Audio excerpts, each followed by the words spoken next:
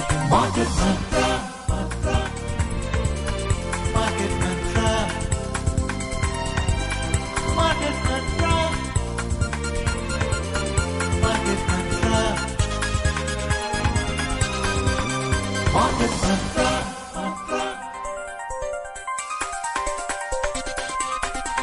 Market Mantra. Welcome to this Monday edition of Market Mantra, the program in which we give you a complete update on the economic news of the day. And today we'll also be taking calls from you on any queries that you may have on economic, business and stock market news. But do remember that we don't address company-specific queries. You can call us on our telephone numbers 23314444, 23421050 and 23310464. My name is Nishit Kumar and with me is my co-anchor in Hindi, Prachi Priya. नमस्कार, कारोबारी खबरों के साथ market मंत्र हाजिर है। आज सोमवार है और आज हम कारोबारी खबरों के साथ आपके प्रश्नों को भी कार्यक्रम में शामिल करते हैं। व्यापार, अर्थव्यवस्था और शेयर बाजार से जुड़ा कोई भी सवाल पूछने के लिए आप इन नंबरों पर हमें फोन कर सकते हैं। ये नंबर्स हैं 23314444, 23421050 और 23310464। इन नंबरों से पहले दिल्ली का एसटीडी कोड 011 भी जरूर डायल करें, लेकिन याद रखें कि हम किसी खास शेयर या कंपनी से जुड़े सवालों के जवाब कार्यक्रम में नहीं दे पाएंगे। प्रश्नों के उत्तर देने के लिए और खबरों पर चर्चा करने के लिए आज स्टूडियो में हमारे समक्ष उपस्थित हैं वरिष्ठ आर्थिक पत्रकार शिशिर सिन्हा। नमस्कार शिशिर। नमस्कार, बहुत बहुत धन्यवाद आप सभी का। बहुत बहुत स्वागत आपका। धन्यवाद। We begin with the headlines. Benchmark domestic indices fall around 0.4%. Sensex drops nearly 350 points. Nifty settles below 26,000. India's industrial output surges by 6.7% in November, led by manufacturing. And all Australian tariff lines to be zero duty for Indian exports from the 1st of January next year, says Commerce Minister Piyush Goyal. देश के प्रमुख share सूचकांकों में लगभग 0.4% की गिरावट आई। Sensex में लगभग 350 अंकों की गिरावट दर्ज की गई, वहीं निफ्टी 26,000 से नीचे रहा। भारत के औद्योगिक उत्पादन में इस वर्ष 6.7% की वृद्धि दर्ज की गई और वाणिज्य एवं उद्योग मंत्री पीयूष गोयल ने कहा है कि 1 जनवरी 2026 से भारतीय निर्यात के लिए सभी ऑस्ट्रेलियाई टैरिफ लाइनों में शून्य शुल्क लगेगा।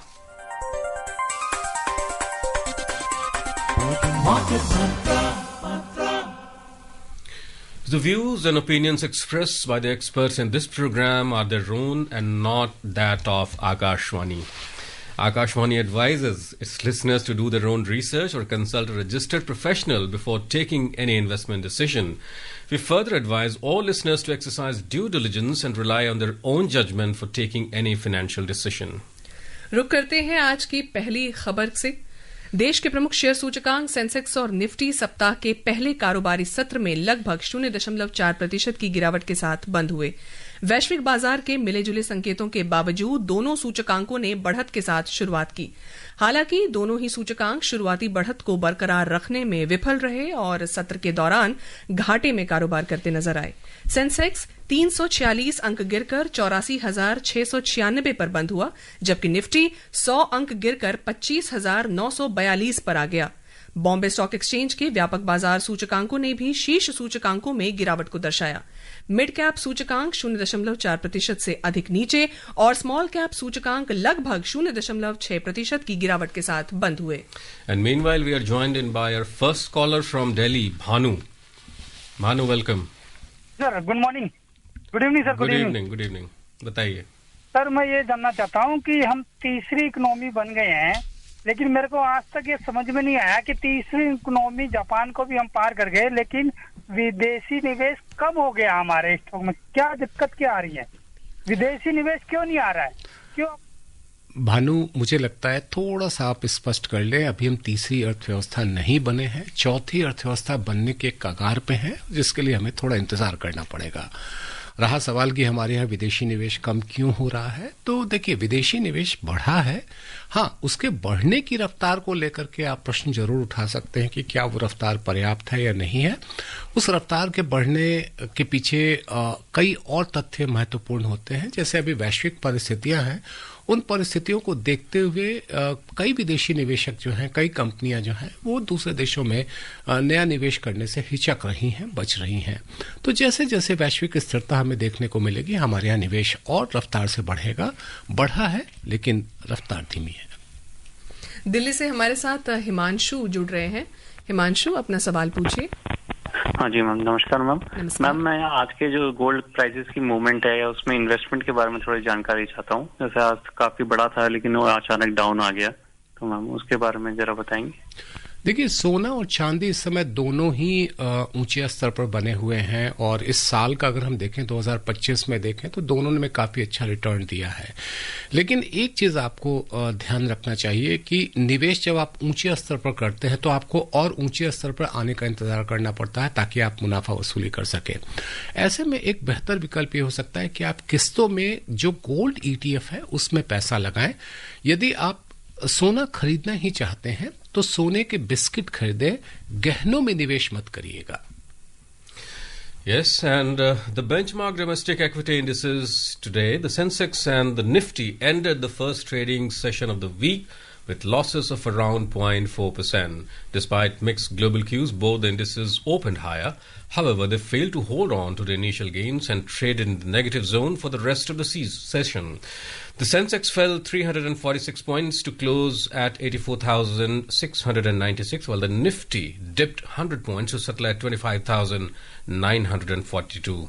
The broader market indices at the Bombay Stock Exchange mirrored the weakness in the frontline indices. The mid-cap index settled over 0.4% down and the small-cap index lost almost 0.6%. Sensex में शामिल 30 में से 22 कंपनियों के शेयरों में गिरावट दर्ज की गई। सबसे अधिक गिरावट दर्ज करने वाली कंपनियों में अदानी पोर्ट्स 2.2% से अधिक गिरे, HCL टेक और पावर ग्रिड 1.8% से अधिक गिरे और ट्रेंट के शेयर लगभग 1.4% गिरे। शीर्ष लाभ कमाने वालों में टाटा स्टील्स में 1.8% से अधिक की तेजी आई, एशियन पेंट्स में 1% की वृद्धि हुई और इटर्नल में 0.5% का इजाफा हुआ। And across the sectoral indices at the Bombay Stock Exchange, 18 out of 22 sectors registered losses. Among the top laggards, utilities dropped 0.9%, power dipped nearly 0.9%, and IT lost 0.8%. In the gainers, oil and gas climbed 0.3%, telecommunications gained 0.1%, and the PSU Bank, along with FMCG, closed marginally up. The overall market breadth at the Bombay Stock Exchange was negative, as shares of 2,748 companies declined, 1,568 advanced, and 196 remained unchanged. अंतर banking विदेशी मुद्रा बाजार में रुपया आज dollar के मुकाबले 13 पैसे गिरकर 89 रुपये 97 पैसे प्रति डॉलर पर बंद हुआ। डॉलर सूचकांक अंतर दिवसीय कारोबार में 98.12 पर कारोबार कर रहा था। वहीं दिल्ली से हमारे साथ अमित जुड़ रहे हैं। अमित जी, कृपया अपना सवाल पूछिए। जी नमस्कार मैडम, सभी को सर से सवाल। नमस्कार सर। नमस्कार। मेरा प्रश्न ये है सर कि जो ऑस्ट्रेलियन संदर्भ में जो जीरो टैरिफ का मतलब ये समझो, जैसे पीयूष गोयल जी ने कहा है, तो हमारे देश जो भारत से निर्यात करेंगे ऑस्ट्रेलिया को, उस पे वो इम्पोर्ट बिल ड्यूटी नहीं लगाएंगे। दूसरी चीज सर कि जो हमारे देश की आर्थिक वृद्धि में सारे सेक्टर का सहयोग है, बट जीडीपी में, ग्रोस डोमेस्टिक प्रोडक्शन में, लेकिन कृषि क्षेत्र की मैं देखता हूँ कि सर उत्साहजनक आंकड़े नहीं आ रहे, क्योंकि दाल, दलहन और तिलहन में अभी भी हम आत्मनिर्भर हुए। खाद्यान्न में आत्मनिर्भर की बात सही लगती है, परंतु खाद्यान्न और दलहन में हम कब तक आत्मनिर्भर हो पाएंगे सर? अभी भी हम कनाडा से दाल जैसी बेसिक जो नीड की चीज होती है सर, वो हम इम्पोर्ट करते हैं। धन्यवाद सर। देखिए अमित जी, आपका जो पहला प्रश्न है कि ऑस्ट्रेलिया से, तो जब कभी भी किसी भी देश के साथ जब हमारा मुक्त व्यापार समझौता होता है तो उसमें कई तरह के सामान पे जो है वो आने जाने के ऊपर कोई भी आपको शुल्क नहीं देना पड़ता है। अभी भी कुछ सामान है जिन पर, जैसा कि वाणिज्य और उद्योग मंत्री पीयूष गोयल जी ने कहा है कि 1 जनवरी से वो लागू होगा। दूसरा जो आपका प्रश्न है कृषि को लेकर के, देखिए कृषि के मामले में एक बड़ी विडंबना यह है कि देश की बड़ी आबादी उस पर निर्भर है, लेकिन किसान को अपनी कीमत तय करने की आजादी नहीं होती है। तो जिसकी वजह से आप जिसको कहते हैं ग्रॉस डोमेस्टिक प्रोडक्ट, मैं उसके साथ एक और शब्द जोड़ देता हूं, वो है ग्रॉस वैल्यू एडेड। तो ये जो जीडीपी और जीवीए है, इससे हम लोग आर्थिक विकास को मापते हैं। तो जीडीपी के जरिए हम लोग देखते हैं कि देश में मांग की स्थिति क्या है, और जीवीए के जरिए हम देखते हैं देश में आपूर्ति की स्थिति क्या है। तो चूंकि कृषि में कीमतें जो हैं वो काफी हद तक नियंत्रित की जाती है, जिसकी वजह से वो आपको उसमें अर्थव्यवस्था में उस बड़ी भागीदारी के तौर पर नहीं दिखती है। अब आपने जो प्रश्न पूछा कि दलहन की बात है जहां पर हमारी आत्मनिर्भरता नहीं है, ये बात सच है कि दाल के मामले में और तिलहन के मामले में हम थोड़े से अभी स्थिति बहुत अच्छी नहीं कही जा सकती है, लेकिन दलहन मिशन और तिलहन मिशन की बदौलत हमें उम्मीद है कि अगले कुछ वर्षों में स्थिति काफी सुधार होगा और हमारी आत्मनिर्भरता जो है वो खाद्यान्नों के साथ साथ दलहन और तिलहन में भी देखने को मिलेगी। Next caller is Rakesh from Shimla. Rakesh, welcome. जी नमस्कार। नमस्कार, सवाल पूछिए। मेरा 2 सवाल है और पहला सवाल मेरा ये है कि शेयर मार्केट में हम पार्टनरशिप में अगर पैसे लगाना चाहते हैं किस तरह से लगा सकते हैं, और दूसरा मेरा ये सवाल है कि बागवान क्षेत्र में किस तरह से हम आगे बढ़ सकते हैं शेयर मार्केट के द्वारा। राकेश जी, आपने पहला प्रश्न क्या पूछा? शेयर बाजार में जैसे पार्टनरशिप में अगर अपना इन्वेस्ट कर दे तो किस तरह से हम कर सकते हैं। राकेश जी, देखिए, शेयर बाजार जो है वो आपका कोई ऐसा कहते हैं ना व्यापारिक कोई संस्थान नहीं है।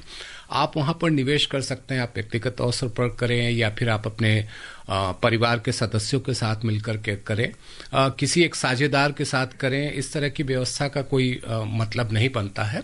आप व्यक्तिगत तौर पे जाएं तो वो ज्यादा बेहतर है। दूसरा जो आपका प्रश्न है कि बागवानी के जो क्षेत्र हैं वहां पर शेयर बाजार के जरिए कैसे निवेश किया जा सकता है।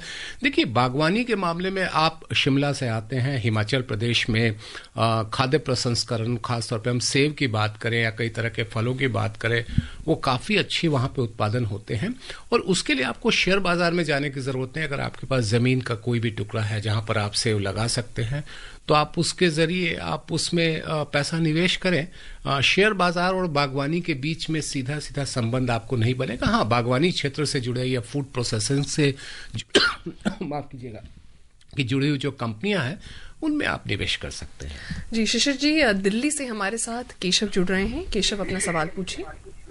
हेलो, नमस्कार जी। नमस्कार। हाँ सर, मैं ये पूछना चाहता हूँ, जैसे 91 में एक बार बहुत बड़ा शेयर घोटाला हुआ था। अब इस तरह से जो मार्केट है सोना चांदी की इतनी हाई होती जा रही है, आम आदमी की सोचना ही बेकार है खरीदने के लिए। तो ये कहीं घोटाला कहीं बीच में कहीं होने के चांसेस ऐसे तो नहीं है कि ऐसा हो सकता है? केशव जी, परिस्थितियां दो अलग अलग हैं। आपने जिस 1991 की बात की वो हमारी अपनी कंपनियों की बात थी, जो कंपनियां भारत में कारोबार कर रही हैं या जो कंपनियां भारत में बनी हुई हैं, जो अपना धंधा कर रही हैं, उनके शेयरों में अप्रत्याशित तौर पर उतार चढ़ाव लाया गया था। अभी जब हम सोने चांदी की बात करें, वहां पर कीमतों पर हमारा कोई नियंत्रण नहीं है।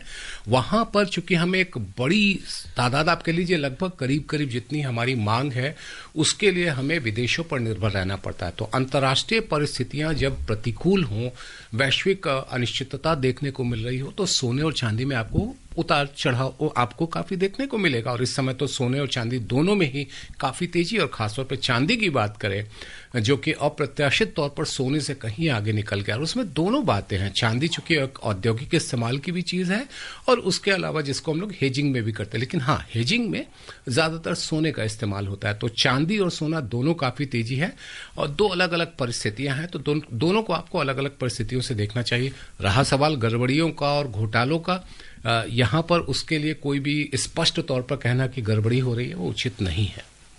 टिंकू फ्रॉम बिहार।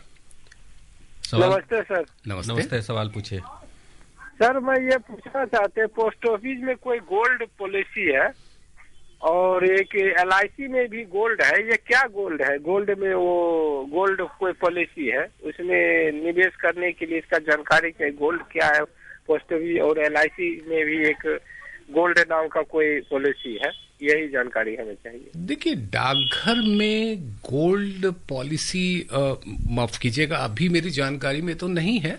डाकघर की अलग अलग योजनाएं हैं जहां पर आप पैसा लगा सकते हैं, चाहे वो आपका नेशनल सेविंग सर्टिफिकेट है, पब्लिक प्रोविडेंट फंड है, सुकन्या समृद्धि। घर में अगर बिटिया 10 वर्ष से कम उम्र की है तो आप सुकन्या समृद्धि शुरू कर सकते हैं।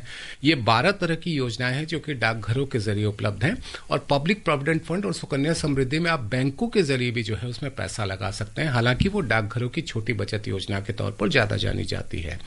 LIC की जहां तक बात है, वो गोल्ड की अगर हम लोग बात करें तो कुछ निवेश जो उनकी जो बीमा पॉलिसी है उनमें गोल्ड नाम जुड़ा हुआ है, लेकिन सोने को लेकर के अगर आप निवेश की बात कर रहे हैं, जैसा अभी एक और भी प्रश्न था इसके ऊपर, तो गोल्ड ETF होता है जो कि अलग अलग म्यूचुअल फंड कंपनियां चलाती हैं, उनमें आप पैसा लगा सकते हैं। और गोल्ड अगर आप फिजिकल मेटल आप खरीदना चाहते हैं तो आप बिस्किट खरीदें। और चूंकि पहले प्रश्न के जवाब में ये भी था कि परिस्थितियां कैसी बन रही हैं, तो देखिए अभी जब तक वैश्विक अनिश्चितता बनी रहेंगी तब तक सोने और चांदी में हमें तेजी देखने को मिलती रहेगी। रुक करते हैं एशिया और यूरोप के बाजार की तरफ।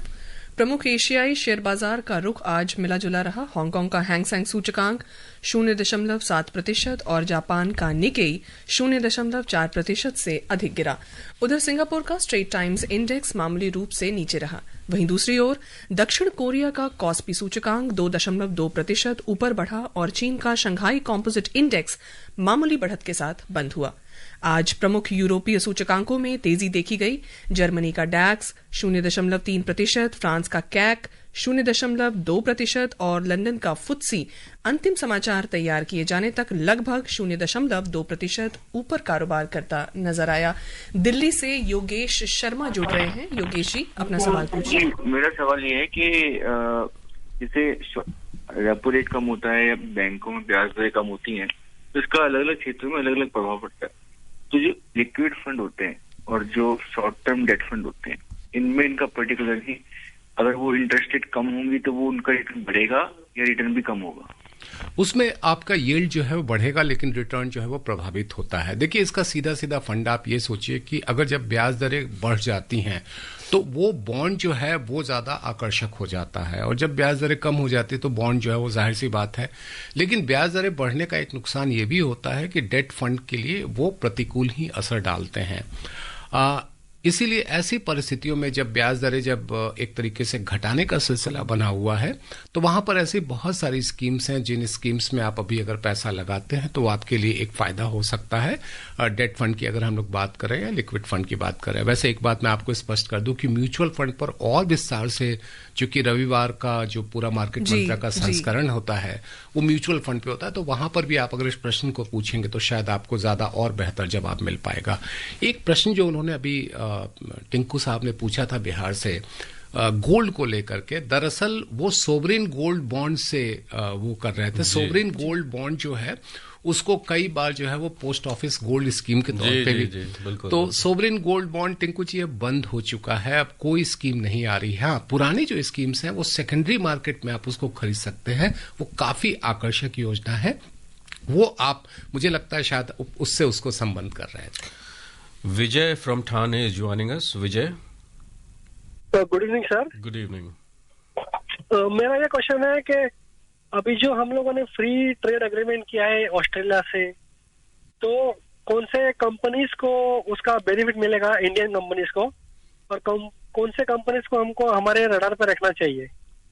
देखिए हम लोग कंपनी विशेष का नाम तो नहीं ले सकते, इस कार्यक्रम की नीति है, लेकिन इतना जरूर कह सकते हैं कि जो क्षेत्र विशेष है, चाहे वो सर्विसेज से सेक्टर से जुड़ी हुई हों, चाहे वो आपके मैन्युफैक्चरिंग से जुड़ी हुई हों, तमाम क्षेत्रों में, चूंकि इसमें जो टैरिफ लाइन जो जीरो करने की बात है उसमें कई सेक्टर से जुड़ा हुआ मामला है, तो इसीलिए आप एक विशेष आप कहें कि एक खास क्षेत्र की बात मैं नहीं कहूंगा। अभी सभी क्षेत्र बेहतर हैं और उनमें हमको ये देखना होता है कि उस क्षेत्र में कौन सी ऐसे कंपनियां हैं जिनका ऑस्ट्रेलिया के साथ काफी अच्छा संबंध है, वो उस कंपनी के विशेष की हम चर्चा इस कार्यक्रम में नहीं कर सकते हैं।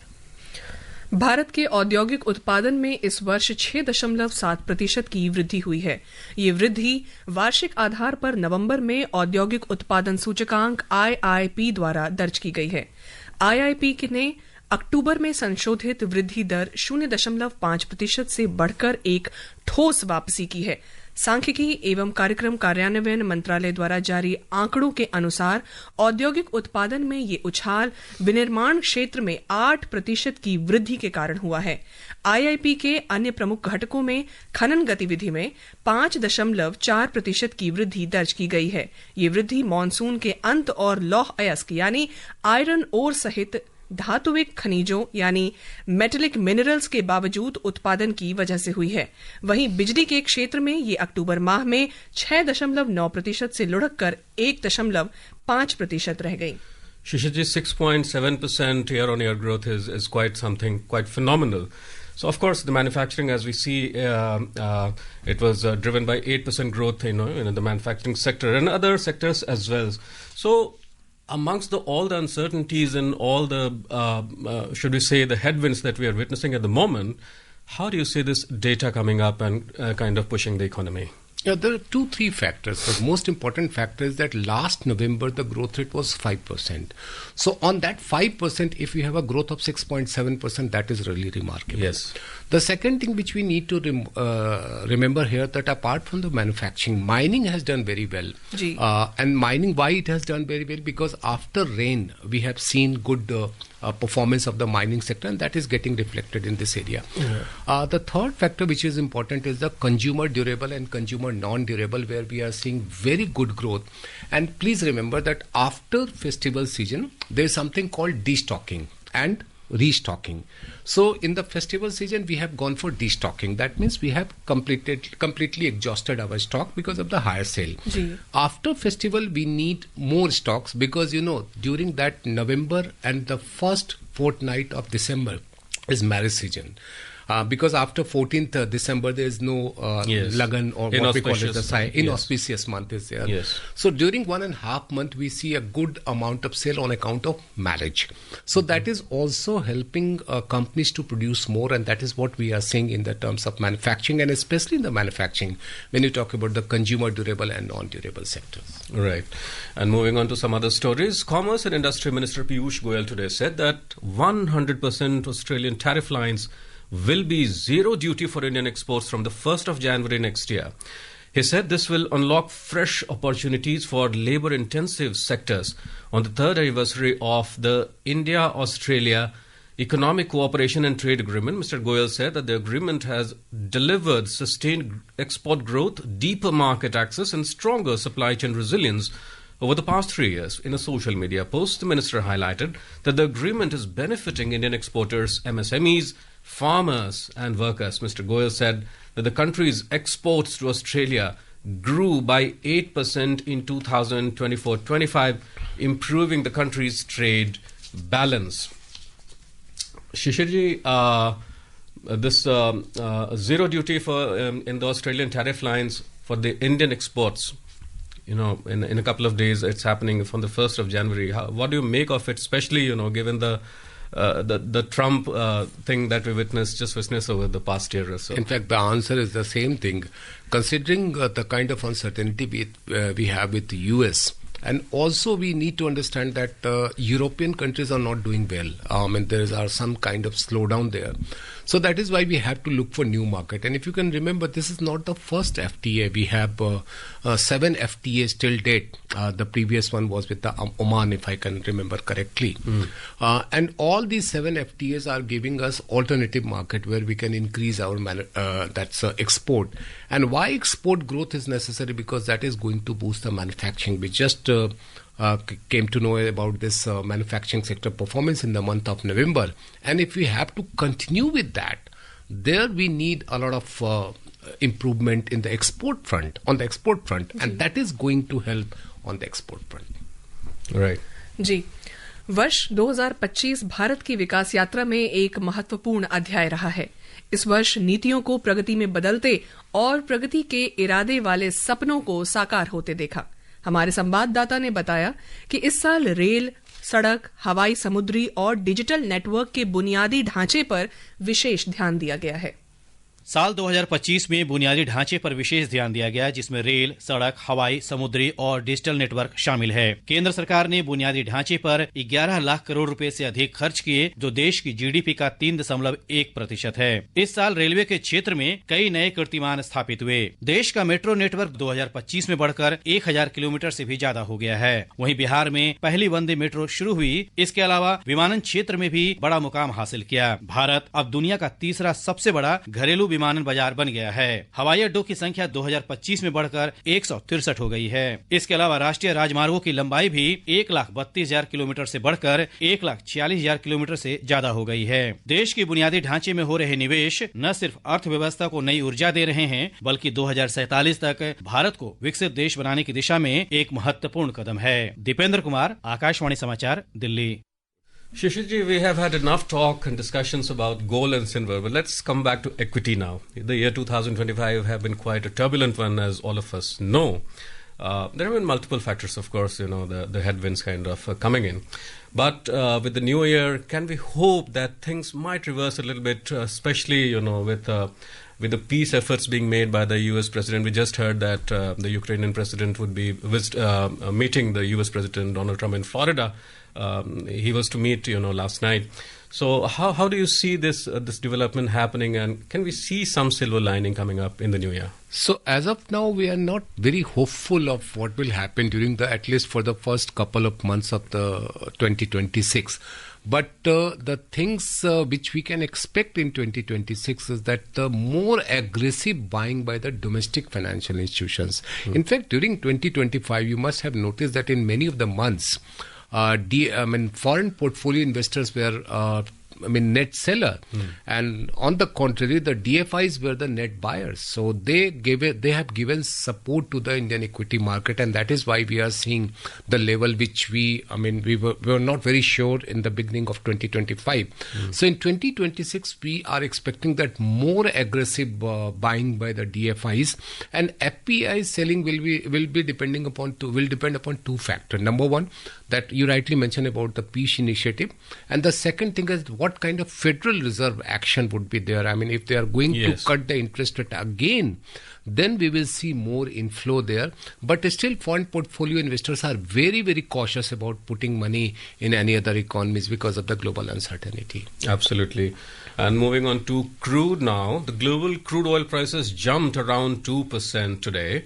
Brent crude was trading nearly 2% up at $61 and 83 cents per barrel, and the WTI crude was trading 2.1% up at $57 and 96 cents per barrel when reports last came in. Meanwhile, investors weighed talks between the US and Ukrainian president on a possible peace deal. Sentiment was also influenced by concerns over possible oil supply disruptions in West Asia. Shishirji, again, the question comes back. Of course, among all the turbulence, the crude is kind of again jumping up. It's going up. Where do you see this? Level is very difficult to tell you, but it all depends upon what kind of discount Russia is going to offer and how they are going to sell their produce. Because at this moment, because of the sanction and the other things, the Russian supply has slightly shrunk. So if we see some improvement on that front, that will certainly help crude prices to go down.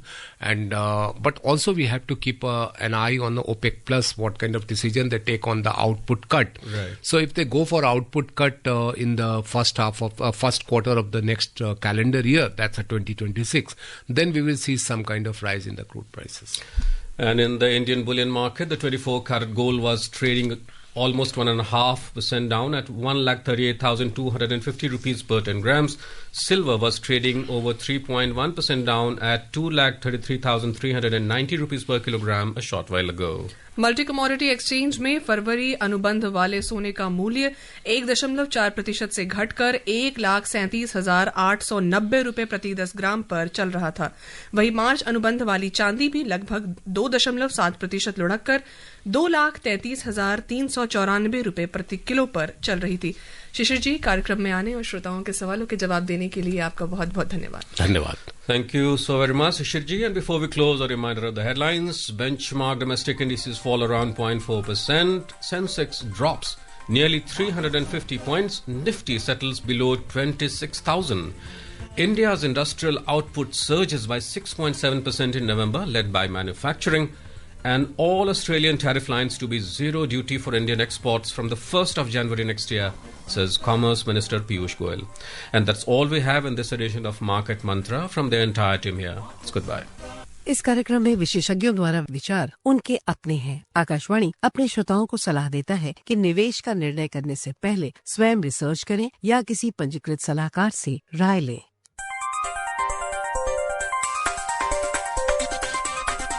Market Mantra.